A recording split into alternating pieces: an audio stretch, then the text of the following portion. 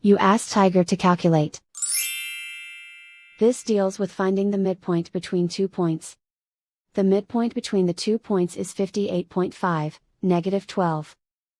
Let's solve it step by step. Plot the 2 points and calculate the midpoint using the formula. The coordinates of point 1 are, x1 equals 84, y1 equals -51.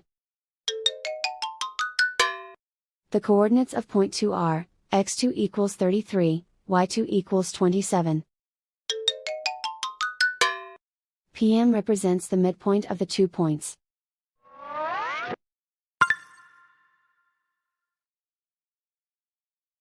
Use the x values in the midpoint formula to find the midpoints x.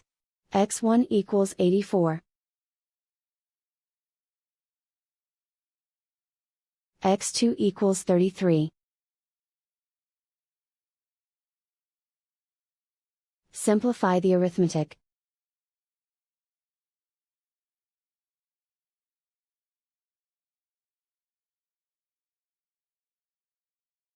Use the y values in the midpoint formula to find the midpoints y. y1 equals -51. y2 equals 27. Simplify the arithmetic.